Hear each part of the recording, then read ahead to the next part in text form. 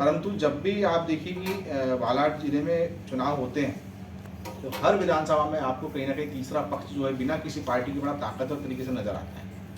और इतिहास भी कई बार ऐसे बदले गए हैं कि जिन लोगों के नाम कभी नहीं सुनाई दिए थे वो लोग अचानक से बड़े बड़े दिग्गजों को हरा के निर्दलीय विधायक भी बने बालाघाट जिले में। और लगभग पंचवर्षीय में या हर एक दशक में जो होता है एक न एक निर्दलीय विधायक हमारा जिला देता है, ये भी सर्वविदित है। ये सारी बातें हैं उन संभावनाओं की ओर इशारा करती है कि इस क्षेत्र से व्यक्तिगत चेहरे के आधार पर अगर आपके साथ जन समर्थन है, आप जनता बदलाव चाहे और आपके साथ अगर ईमानदार कार्यकर्ताओं की टीम है तो आप निश्चित इस बालाघाट जिले में विधानसभाओं से चुनाव लड़के विधायक बन सकते हैं। इस क्षेत्र की वहाँ मानसिकता रही, यानी जनता की तासीर की राजनीतिक तासीर जो है वो व्यक्तिवादी वाली आधार पर मैं इस चुनाव मैदान में बालाघाट विधानसभा से प्रत्याशी रहूँगा, निर्दलीय रहूँगा।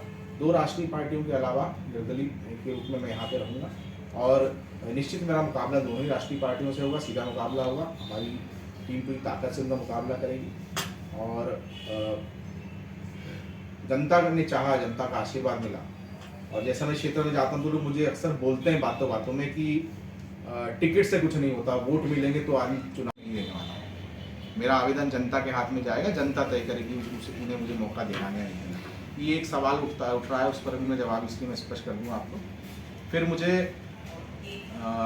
एक सवाल और बीच में आया था, हमारे पत्रकार साथी ने मेरा इंटरव्यू लिया, उससे पूछा था कि भाई आपके बारे में कहा जाता है कि बड़ा एक साधारण सा आरोप है, अगर विशाल विषय के खिलाफ कुछ भी नहीं है बोलने के लिए तो एक बात बोल दो कि काका भतीजे मिले हुए हैं। तो मैं ऐसे लोग जो ये सवाल करते हैं उससे पूछना चाहता हूँ कि जितना संघर्ष मैंने 15 साल में गौरीशंकर विषय के खिलाफ डट कर किया है, मुझे नहीं लगता कि उतना संघर्ष बाकी राष्ट्रीय पार्टी में रहने वाले किसी व्यक्ति ने खुलकर किया। क्योंकि जब आप सत्ता से संघर्ष करते हैं ना तो जीवन में सामाजिक, आर्थिक, व्यक्तिगत और राजनीतिक हर चीज़ के नुकसान भी उठाने पड़ते हैं। और ये सारा मीडिया जगत जानता है, सारा जिला जानता है, सारा शहर जानता है कि विशाल विसेन ने और विशाल विसेन के छोटे भाई वैभव विसेन ने किस तरीके से कदम कदम पर जो है नुकसान भी उठाए सत्ता के विरोध के। कई बार हमें गिरफ्तार किया गया, नज़रबंद किया गया, हमारे खिलाफ मुकदमे बनाए गए, फर्जी मुकदमे बनाए गए। हमारे छोटे भाई की पंचायत कार्यालय अच्छे कामों की भी जाँच हुई, कई तोड़फोड़ हुई, मेरे ऑफिस के पौधे तक उखाड़ दिए गए, मेरी मदर के नाम से जो है वो आपराधिक फर्जी केस बनाए गए। तो ऐसे में बहुत सारी प्रताड़नाएं झेली हैं, पर आप लोगों के सहयोग से, मीडिया के सहयोग से, इस क्षेत्र की जनता के सहयोग से हम हमेशा उन विपरीत परिस्थितियों से जो है उभर कर सामने आए और हमने संघर्ष जारी रखा और हम उस संघर्ष से बाहर आए। इसके लिए मैं मीडिया का भी धन्यवाद करूँगा कि आप लोगों ने हमेशा सच का साथ दिया। मेरे खिलाफ अनेक गलत मामले जो है जो कि चाहते आप लोग तो उसको अलग तरीके से उठा सकते थे, पर मीडिया ने हमेशा मेरा पक्ष आगे रखा, मेरे को सही बताते हुए कि चूंकि मैं सही था, सत्य का साथ दिया। इसमें पूरे बालाघाट जिले की मीडिया का भी धन्यवाद करता हूँ। तो वो जो सवाल उठता है मिले हुए वाला, तो बड़े बड़े राजनीतिक परिवार हैं हिंदुस्तान में जिनमें 2 विचारधाराएं, 3 विचारधाराएं। मुझे लगता नहीं, मुझे बताने की आवश्यकता है, पर फिर भी मैं जनता के लिए याद दिलाने को बता दूंगी। गांधी परिवार सबसे बड़ा उदाहरण है भाई। राहुल गांधी और वरुण गांधी 2 अलग राजनीतिक विचारधारा के लोग हैं, पर हैं तो एक ही परिवार के। आप महाराष्ट्र चले जाइए, ठाकरे परिवार, मध्य प्रदेश में अभी तक सिंधिया परिवार, यहाँ तक कि माननीय दिग्विजय सिंह जी के छोटे भाई वाजपेयी सांसद रहे एक समय में। तो सिर्फ विशाल विशन गौरीशंकर विषय मिले हुए हैं क्या? और ये इतने ज़्यादा नाम गिरा है, ये क्या है? तो कुछ नहीं है। कुल मिला के अगर विशाल विशन को बदनाम करना है तो वो एक लाइन बोल दी जाती है जिसका कोई अर्थ नहीं है। और इसको लेकर कुछ दिन पूर्व जो है बालाघाट के विधायक गौरीशंकर विशन द्वारा गर्रा में जब पुलिस चौकी का उद्घाटन करने आए थे, उनने भी अपने मुद्दों में चीज़ कही थी कि मेरा इनसे कोई रिश्ता नहीं है, संबंध नहीं करके। तो मैं समझता हूँ कि अगर मेरी बात पर यकीन ना हो तो उस वीडियो को फिर से दिखाया जा सकता है, क्योंकि उस समय मेरे से बालाघाट की प्रतिष्ठित अखबार में हमारे तेज भाई यहाँ बैठे कहा था कि मैं अभी कुछ नहीं बोलूँगा, सही समय आने पर बोलूँगा। आज मेरे ख्याल से सही समय आ गया है कि इस बात को रखा जाए। तो ये भ्रामक प्रचार है, इसको मैं चाहता हूँ जनता तक ये बात पहुँचे कि मेरे खिलाफ झूठी अफवाहें फैलाई जा रही है। तीसरा ये है कि बालाघाट शहर में लंबे समय से आप देख रहे हैं जो राजनीतिक परिस्थितियां हैं, खासकर सत्ता पक्ष के विधायक के द्वारा पिछले 6 महीने में जो बालाघाट में उनके द्वारा कृत्य किए गए, 6 महीने बोलिए साल भर में जो कुछ भी हुआ वो कहीं ना कहीं जनता के अहित में किए गए काम। इसमें से आप लाल बर्रा में देख सकते हैं किस तरीके से वहाँ पे सर्किट हाउस की दीवार, पीडब्ल्यूडी के सर्किट हाउस की दीवार को तोड़वा दिया गया बिना कोई टेंडर निकाले, बिना कोई रिनोवेशन का काम की शुरुआत किए। वहाँ पर कई सालों से स्थापित जनपद के द्वारा प्रदाय किए पट्टों पर बैठे हुए व्यापारी की दुकानों को दिन दहाड़े तोड़ दिया गया। उसके बाद पुलिस वहाँ के थाने की दीवार को तोड़ दिया गया बिना पुलिस हाउसिंग में कोई टेंडर निकाले। तो जिस तरीके से कानून को हाथ में लेके काम किए गए पिछले 6 महीने वो बिल्कुल सही नहीं है। जनता को जिन लोगों के साथ, जिन दुकानदार व्यापारियों के साथ में हित हुआ, उनको अपना अवसर रखने का, अपनी बात रखने का तक मौका उस समय नहीं दिया गया। अधिकारियों ने अपने हाथ खड़े कर दिए, प्रशासन ने किसी तरीके का उन व्यापारियों को कोई सहयोग नहीं किया। आज वहाँ पे जनपद की निधि से और विधायक की निधि से वहाँ को चौड़ी सड़क बना रहे हैं, पर जो 50, 60, 70, 100 घरों का लगभग व्यापार जो प्रभावित हुआ है, उन 100 परिवारों का चूल्हे नहीं जल पा रहे कई महीनों से, उस पर विधायक क्या कहें? उस पर उन्होंने सिर्फ एक लाइन में बोल दिया कि अतिक्रमणकारी थे। तो भैया अगर अतिक्रमणकारी थे और 50 साल से स्थापित थे, तो उनको पहले विस्थापित किया जाने की योजना बनाई जानी चाहिए थी, उनको विस्थापित किया जाना चाहिए था। उसके बाद में फिर उनके जो आजीविका के साधन उनको हटाए जाने चाहिए, वो ऐसा कुछ किया नहीं गया। उसके अलावा मैं आपको बता दूं कि बीच में आपने ये भी देखा होगा कि बालाघाट में अभी कुछ दिनों से हम देख रहे हैं कि विधायक जो है यहाँ की पिछले महीने गर्मी में निकले थे पूरे शहर में सफाई अभियान करने के लिए, कि पूरा हर एक दिन में मैं एक वार्ड में जाऊंगा। उन्होंने पत्रकारों को भी कहा था, साथियों की, भाई 11 बजे रोज आपको यहाँ सर्किट हाउस में खाना खाना है, ऐसा सुना था मैंने, मेरे साथ अलग अलग वार्डों में चलना है। उस समय उन्होंने सफाई अभियान अपने हाथ में लिया था, सफाई अभियान की कमान अपने हाथ में ली थी। और मैं आज एक 2-3 अखबार देख रहा था, तो मैंने देखा कि विधायक खुद ही पावड़ा चला रहे हैं कल। इसका मतलब कि उन्होंने जो पिछले महीने सफाई अभियान चलाया था वो बेकार निकला, बकवास था, वो सिर्फ पूरा दिखावा था, फोटोग्राफी थी सिर्फ। आज बालाघाट की सफाई को लेकर, पानी निकासी को लेकर जो अव्यवस्था है बालाघाट में, 3 दिन पहले उन्होंने एक प्रेस कॉन्फ्रेंस करी, उसमें तत्कालीन वर्तमान के नगरपालिका अध्यक्ष को के जो है क्या बोलना चाहिए उनको, इंजीनियरों को कहा कि भाई इनको दिमाग नहीं होता, ज्ञान नहीं होता। अब तो इंजीनियर है, सरकारी नौकरी में लगे तो बिना ज्ञान के लग गए क्या? सारा ज्ञान गौरीशंकर बिसेन को ही है। इंजीनियरिंग की पढ़ाई करने के बाद में, सरकारी एग्जाम देने के बाद में, और जो चयन बोर्ड जो मतलब सरकार जिसके माध्यम से चयन होता है, उससे चयनित होकर वो अधिकारी इंजीनियर यहाँ बन के आए हैं। तो इसका मतलब ये, या तो गौरीशंकर बिसेन को अपनी प्रदेश शासन की चयन प्रक्रिया पर भरोसा नहीं है, या फिर जो कार्यपालिका काम कर रही है नगरपालिका, उस पर भरोसा नहीं है। मैंने ये भी देखा कि उनके प्रेस कॉन्फ्रेंस में कि वो नगरपालिका अध्यक्ष के जो प्रतिनिधि उनको ये बोल रहे हैं कि तुमको नहीं समझता, ये सब कहने की बातें हैं। या फिर तो भैया मेरा कहने का होता है सब विधायक गौरीशंकर बिसेन को समझता है तो 38 साल से कर क्या रहे हो? 19-20 साल से विधायक हो बालाघाट के, 10 साल सांसद रहे, मंत्री रहे, 1 साल के नगरपालिका अध्यक्ष या 5 साल के नगरपालिका अध्यक्ष की गलती नहीं है अगर शहर में स्थिति बनी हुई तो। मैं तो बोलता हूँ जो 20 साल से विधायक बन के बैठा। और नगरपालिका अध्यक्ष विधायक के सामने होता क्या है?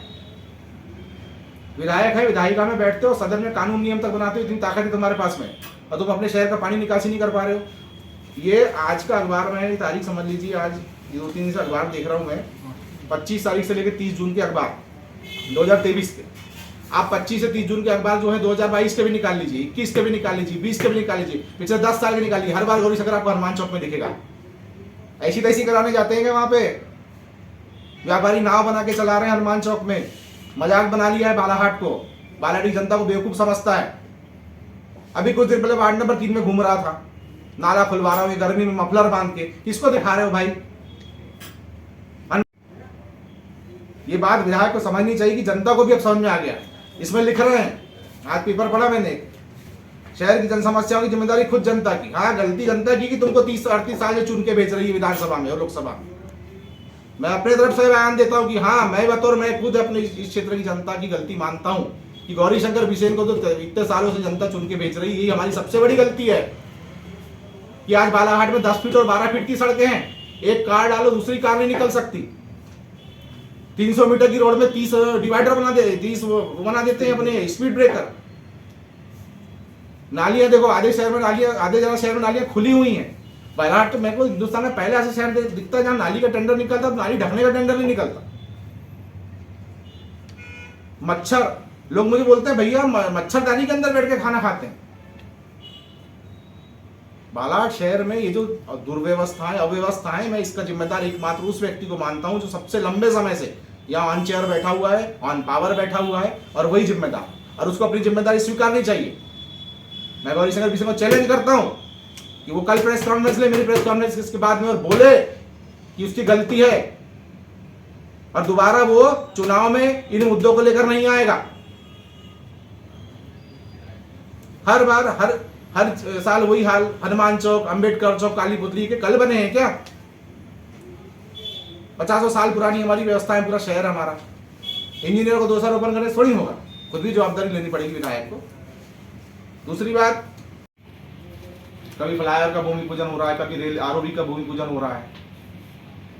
आए दिन अखबारों में खबर छपती है, फलाना हो गया, कैबिनेट में प्रस्ताव पारित हो गया। अभी मेडिकल कॉलेज की खबर आई, मेडिकल कॉलेज सितंबर में शिलान्यास होगा। स्विमिंग पूल का शिलान्यास 17 साल पहले हुआ था। वो पत्थर भी गिर के मेरे ख्याल से जमीन दोज हो गया होगा अभी तक। गलत तो नहीं बोल रहा हूं मैं। एक तुम आज तक स्विमिंग पूल नहीं बना पाए, मेडिकल कॉलेज को क्या बनाओगे यार। मेडिकल कॉलेज जब सेंक्शन होकर आ गया था पिछली सरकार में, और जब आप यहाँ के विधायक थे, तो वो मेडिकल कॉलेज यहाँ से नीमच गया कैसे? सेंट्रल गवर्नमेंट से अप्रूव होकर आया था। अभी आपकी प्रदेशी कैबिनेट ने उसको पास करी है, सेंट्रल ने कोई अप्रूवल नहीं दिया। मैंने कोई कागज नहीं, आपने कोई कागज देखा क्या अभी केंद्र सरकार का जिसमें बालाघाट का नाम है? जब पिछले बार 5 मेडिकल कॉलेज सेंक्शन हुए थे उसमें बालाघाट का नाम था सेंट्रल गवर्नमेंट के लेटर पे। आज मैंने सेंट्रल गवर्नमेंट के या कोई भी सेंट्रल के ऐसे डिपार्टमेंट के जो हेल्थ के मैंने नहीं देखा। हाँ, ये देखा कि कैबिनेट में प्रस्ताव पारित हुआ है। तो भाई राज्य की कैबिनेट प्रस्ताव पारित करती है, अभी वो कब जाएगा अब दिल्ली, इनकी सरकार रहेगी कि नहीं रहेगी, फिर वो दिल्ली जाएगा, कब सेंक्शन होगा, सेंट्रल पैसा देगी या नहीं देगी, इसकी कोई गारंटी नहीं है। पर हल्ला ऐसा कर रहे हैं कि बस कल ही चालू होने वाले हैं एडमिशन मेडिकल कॉलेज। 17 साल पहले स्विमिंग पूल की घोषणा करके पत्थर लगा के नहीं बना पाए। अभी वो जागपुर से अपना ये बालाघाट का जो पुलिया जिसको लेकर 2 विधायकों में बड़ा विवाद हुआ, वाराणसी बालाडी विधायकों में, मैं करवा रहा हूँ, उसका तो इतना आदमी की ऊंचाई से बड़ा ऊंचा पत्थर लगाए हैं इन्होंने, उसका पैसा कहाँ है? 4-5 महीने हो गए, कितने महीने हो गए, ठंड की बात है, तो सिर्फ पत्थर लगा रहे हैं, पत्थर में नाम लिख रहे हैं, काम कुछ नहीं कर रहे हैं, जनता को गुमराह कर रहे हैं, झूठ बोल रहे हैं। 2018 का इनका वो देख लो आप घोषणा पत्र, शक्कर कारखाना खुला क्या? लाखों रुपए किसानों से इकट्ठा किए थे, कहां गया किसानों का लाखों रुपया? किस किसान को ब्याज से वापिस किया आपने पैसा कारखाना नहीं खोलने पर? कुछ पता नहीं कहां गया पैसा। शक्कर कारखाने नहीं खुला, स्विमिंग पूल नहीं बना, एस्ट्रोटर्फ की बात करते हैं, वो जो बन रहा है वहां पे खड़े हो तो आधा मैदान ही नहीं दिखता हॉकी का। जो बना रहे हैं ऊपर, जो सीट्स बना रहे हैं, बैठने की जो व्यवस्था कर रहे हैं अपना खेल प्रेमियों के लिए, अगर ऊपर आप वहां जाके बैठ जाओ तो आपको आधा मैदान ही नजर नहीं आएगा। ये व्यवस्था है, ये 7-8 करोड़ रुपए जाते उसका नाश किए इनने। ग्रास फील्ड बना है, कीचड़ भर गया है, एक आध बच्चा जाके अभी क्रिकेट खेल के दिखा दे। कौन से टेक्निकल लोगों से काम कराते हैं? यहां पर सबसे बड़ी समस्या ये है, यहाँ का क्षेत्रीय जो विधायक है उनका काम घोषणा करना, अपने खास गुर्गों को, अपने खास लोगों को ठेकेदार बना के काम दे देना, चाहे उसको आए चाहे मत आए। टेंडर में टेक्निकल सेंक्शन होगा, टेंडर में टेक्निकल पॉइंट्स पर किसी एक बड़े कंस्ट्रक्शन कंपनी को काम मिलेगा, पर वो कंपनी काम नहीं करती बालाघाट में, नाम उसके रहेगा, काम इनका लोकल कोई ना गुर्गा करता है। करोड़ों रुपए की नल जल योजना लालबर्रा में पूरी बैंड बजा दी है उसकी, पेटी कॉन्ट्रैक्टर में काम दिला के अपने लोगों को, कोई टेक्निकल लेवल के ठेकेदारों को काम नहीं करने दिए। मंडी निधि से करोड़ों की सड़कें बनाए लालबर्रा क्षेत्र में, सड़कें सीमेंट की क्रैक होने लगी, 7 साल नहीं हुए, सीमेंट सड़क की उम्र 80 साल तक रहती है, और जो स्पेसिफिकेशन है वो बोलते हैं कम से कम सीमेंट रोड 40 साल चलनी चाहिए। 7 साल नहीं हुए, कृषि मंडी की सड़कें बने, क्रैक और रहने की टूटने लगी। लालबर्रा में स्टेडियम बनाया, उस स्टेडियम पूरा खंडर हो गया, करोड़ों रुपए का, एक बच्चा वहां खेलने नहीं गया जा पाया आज तक के। तो मैं आप लोगों के माध्यम से क्षेत्रीय विधायक से पूछना चाहता हूं कि आज जो मैंने सवाल उठाए हैं उनका वो जवाब दे। मिठाई बांट देने से, फल बांट देने से जनता खुश नहीं होने वाली। अब जनता बालाघाट की जाग चुकी है, जनता बदलाव जरूर करेगी, पर इस बदलाव से पहले हम विधायक गौरी शंकर मिश्रा से जवाब चाहते हैं हमारे सवालों का, क्योंकि हमारे को जवाब पूछने का इसलिए अधिकार है कि हमारे क्षेत्र की जनता ने उनको वोट करी है।